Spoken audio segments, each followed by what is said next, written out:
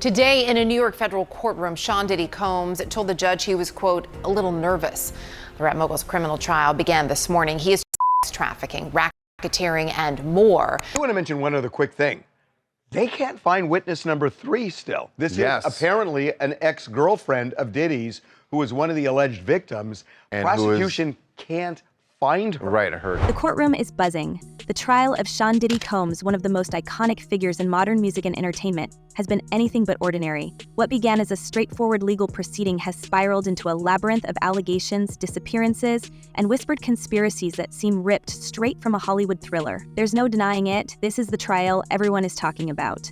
But what's really going on behind the scenes? Why are key witnesses vanishing? And how deep does this story go? So you gotta realize he got a lot of money. He still got a lot of money because he's paying these high-profile lawyers to take this case. So in having them to take this case, they're able to construct a lot of information together to making sure that when they go to the courts, they can say, yo, Your Honor, listen here, this is something that's changed. This is something that's new. This is something that's different. Let's start with the jury, or more accurately, the lack of one. Jury selection has turned into a logistical nightmare. People are dropping out faster than you can say reasonable doubt. One juror sent a desperate email to the judge, pleading to be excused for reasons of personal well-being. Another was caught lying about past legal issues, conveniently forgetting to disclose that they were embroiled in a lawsuit. And then there are those who simply can't handle the pressure. Who can blame them? This isn't just any trial. This is the kind of case that sticks to you like glue, the kind that could put you under a microscope for years to come. Nobody wants to be the person who sends a global celebrity to prison, or worse, lets them walk. But let's talk about the witnesses, because that's where things get really murky. Victim number 3, yes, the one prosecutors were counting on to drop a bombshell, has straight up disappeared, gone, poof. Not only can the prosecution not find her, but they can't even get a hold of her lawyer. It's like she vanished into thin air. And this isn't just some random witness. She was supposed to deliver very personal and explosive details about her time under Diddy's alleged reign of terror.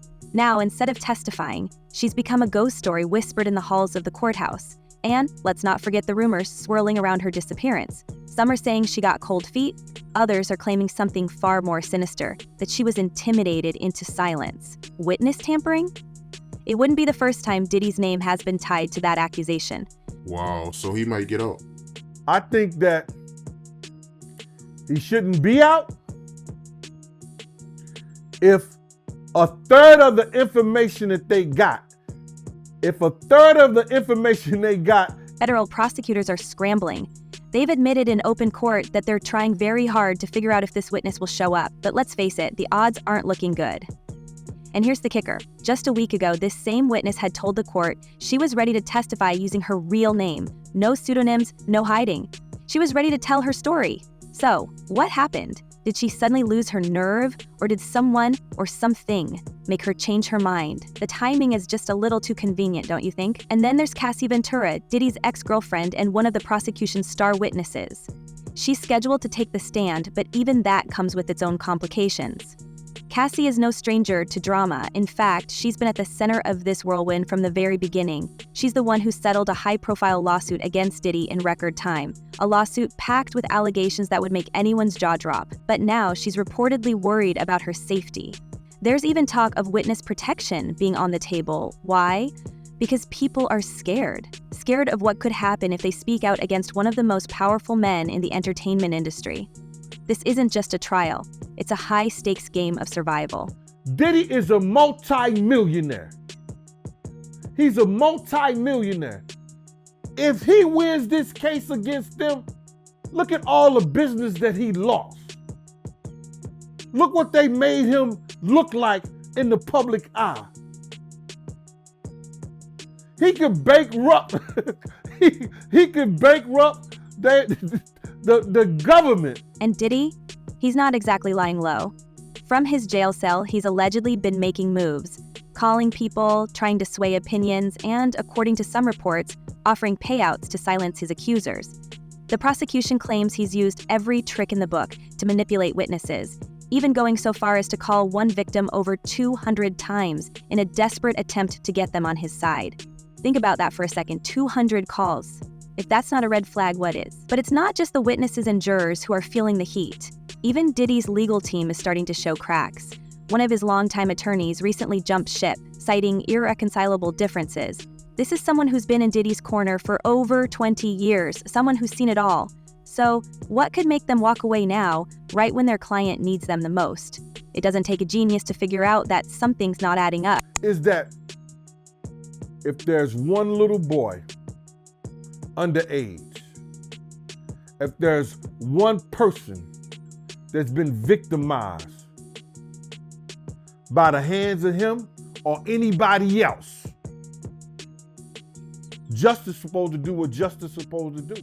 And then there's Gene Deal, Diddy's former bodyguard, who's been making waves with his no-holds-barred revelations. Gene has been vocal about the dark side of Diddy's world, from the wild parties to the alleged intimidation tactics. He's even shared a chilling story about a New Year's party where his own girlfriend ended up unconscious after drinking booze. According to Gene, Diddy's behavior was so reckless, so out of control, that it left a trail of destruction in its wake. And here's the kicker.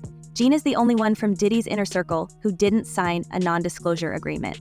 That makes him a free agent in this legal drama, and he's not holding back. But what's most unsettling about Gene's stories is how they paint a picture of an empire built on fear and control. He's talked about how Diddy used NDAs like a weapon, forcing everyone around him to stay silent. And when that didn't work, there were always other ways to keep people in line. The whispers of these tactics are everywhere, but few are brave enough to confirm them. Gene, however, seems to be the exception. He's become a crucial piece of the puzzle, a living, breathing reminder of just how deep this rabbit hole goes.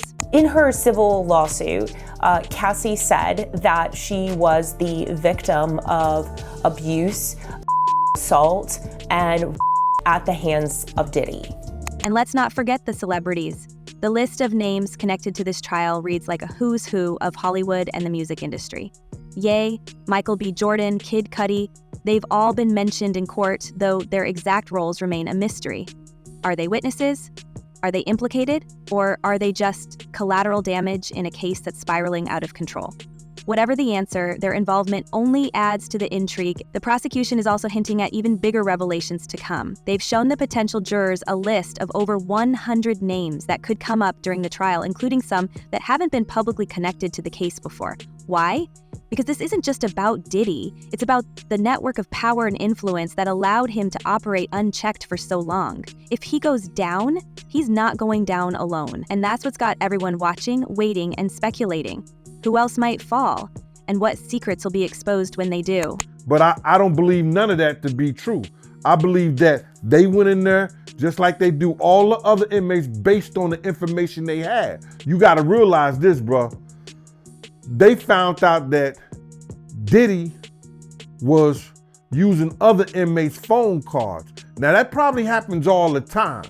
Diddy's defense team is doing everything they can to control the narrative. They're claiming that this is all a smear campaign, a coordinated effort to take down a black man who's achieved unparalleled success. They're arguing that the relationships in question were consensual, that the so-called freak-offs were nothing more than private moments between adults. But let's be real, does that argument hold up when you look at the mountain of allegations against him? When you hear about the missing witnesses, the leaked tapes, the alleged intimidation?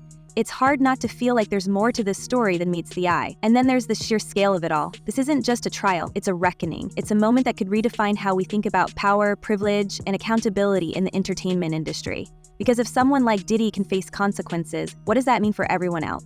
For the other untouchables, who think they're above the law? This case isn't just about one man's guilt or innocence. It's about a system, a culture, and a legacy that's been decades in the making. They know they already won their case. He's gonna have to plead guilty to something. Maybe the guns, it may be the trafficking, it may be some stuff they found in the tax evasion. It may be charges that we don't even know about. But he's gonna have to plead guilty to something which get them off the hook. But here's the thing, it's not over, not even close. The trial hasn't even officially started yet, and already it's more explosive than anyone could have imagined. With every new piece of evidence, every shocking revelation, the stakes get higher. And as the world watches, one question looms larger than all the rest. How much more is still hiding in the shadows? What's truly staggering is how many cracks are showing in the foundation of this case, and how much is still being swept under the rug. The deeper you dig, the more you realize this trial isn't just about the man at the center of it all, but the entire machine that's kept him untouchable for decades. And let's be clear, this isn't just about bad decisions or questionable behavior. We're looking at a potential collapse of an empire built on intimidation, power, and frankly, silence. And in this particular case, they said that when they did the impromptu search, well, they took some of his legal information. And the judge ordered them to give that back. So I guess the lawyers are going to come up with a couple of new things saying that he can't properly, have his case. Let's talk about Gene Deal for a second. A man who seemingly made it his mission to pull back the curtain on the chaos he witnessed firsthand. If he thought his earlier revelations were damning, they're nothing compared to what's been quietly bubbling beneath the surface. Gene's account of what went down at those infamous gatherings isn't just salacious gossip. It's a window into a world that most people couldn't even begin to imagine. He's described a culture where boundaries didn't just blur, they disappeared entirely. People weren't just attending these events, they were being consumed by them, willingly or not. And Gene, who once stood at the door as the self-proclaimed gatekeeper, saw all of it. The stories he's hinted at, the whispered conversations, the fear in people's eyes as they left. Paint a picture so dark it's almost hard to believe. But the scariest part, Gene insists that what he's shared so far is just the tip of the iceberg. What else does he know? And why hasn't it all come out yet? But what's even more unsettling is what Gene claims he didn't see, at least not directly. He's hinted at rooms he wasn't allowed to enter, guarded by people who didn't answer to him. Rooms where, according to whispered conversations, things went far beyond what anyone might consider typical. Gene has said on record that he was ordered to look the other way more than once, and it wasn't just about keeping a party running smoothly. It was about protecting secrets, ensuring that what happened in those hidden spaces stayed there. The implications of these claims are massive. If even half of what Gene has suggested is true, it raises questions about just how many people were complicit in keeping those doors shut, and what lengths they went to in order to stay on the inside. It looked like he might get bail. Now you're wondering why I'm saying that. See, they are trying to use some of the things that happen to criminals all the time, or inmates all the time. They always, brother, they always do those impromptu searches. And there's another layer to this, the aftermath of these events. Gene has described seeing people leave these gatherings in states of shock or distress, sometimes needing to be physically supported by others. He's talked about the eerie silence that would fall as the night wore on, as if the weight of what had happened was too much to process in the moment. These weren't just wild parties, they were something darker, something that left scars. And while Gene insists he tried to keep his distance, his proximity to it all has made him a key figure in this case. He's not just a witness, he's a symbol of the invisible line between those who enabled the chaos and those who were trapped by it. What's even more chilling is the suggestion that some of these events were meticulously planned, almost like productions. Gene has hinted at calendars, guest lists, and even specific roles assigned to certain attendees. If this is true, it paints a picture of a system that wasn't just chaotic, but organized, deliberate. This wasn't about spur-of-the-moment decisions or impulsive behavior, it was about control. The idea that there could be a paper trail, a logistical blueprint for some of the most shocking allegations in this trial is almost too much to wrap your head around. But it's exactly this kind of detail that makes Gene's testimony so critical and, at the same time, so dangerous for those still trying to keep the past buried. All right, so I got to pitch you on the spot, right? Do you believe he get bail next week or no? I think that if the lawyers can come up with a good enough agreement, you gotta realize, why is this the third judge? We already know this is the third. But here's where things take an even more sinister turn. Gene has hinted at being approached multiple times by people close to Diddy, people who are still loyal, still working to protect the brand at all costs. These aren't just casual catch-ups or old friends checking in. These are carefully calculated moves designed to send a message. And while Gene has made it clear he's not backing down, you have to wonder, how far will these people go to keep him quiet? He's already said he's not signing any agreements, not taking any deals. That makes him a wild card, a loose thread in a tapestry that's already starting to unravel. And then there's the question of the legal strategy. Diddy's defense team, now scrambling with one less attorney after the recent departure, is throwing everything at the wall to see what sticks. First, they tried to argue that this was all consensual, an eccentric lifestyle blown out of proportion. Then, they pivoted to claims of mutual conflict, attempting to discredit some of the most damning footage in the case. And just when you thought they couldn't stretch their narrative further, they started to hint at diminished responsibility, suggesting that Diddy's state of mind during certain key events might somehow mitigate his actions. It's a defense that feels as desperate as it does hollow, especially when you consider the sheer volume of evidence against him. But the clock is ticking, and with witnesses dropping out and the prosecution's case potentially losing steam, it's clear they're banking on creating just enough doubt to muddy the waters. This investigation is ongoing, and I encourage anyone with information about this case to come forward and to do it quickly. But let's talk about that evidence for a moment, because what's already been leaked is enough to make your stomach churn. The infamous tapes, the surveillance footage, the phone records, it all paints a picture of someone who didn't just break the rules, but rewrote them entirely. And yet, for every piece of evidence that's been made public, there are rumors of even more damning material locked away, hidden behind legal barriers, or buried under settlements. The raids on Diddy's properties earlier this year reportedly unearthed a treasure trove of documents, recordings, and other artifacts, yet somehow, the defense is already working to get much of it thrown out, arguing that the search warrants were overly broad and unconstitutional. If they succeed, it could cripple the prosecution's case before it even gets off the ground. And if that happens, what message does it send to everyone watching? That money and influence can still buy you freedom no matter what you've done. And speaking of influence, let's not overlook the celebrity factor here. The list of names tied to this trial is staggering. Not just the ones we've heard in court, but the ones whispered about behind closed doors. Michael B. Jordan, Ye, Mike Myers. None of them are accused of wrongdoing, but their mere association with this case has set tongues wagging. Some say these names are just distractions, a way to shift focus away from the man on trial. Others believe they represent something much bigger, the interconnected web of power and privilege that's protected Diddy for so long. And then there are the names we haven't heard yet, the ones prosecutors are reportedly holding back until the right moment. Who else is tangled up in this mess? And how far will they go to avoid being dragged into the spotlight? It's gonna be a whole forestry of next week. Because what they did was they held off whatever the procedures was going to go down today. The judge said he's going to revisit this next week.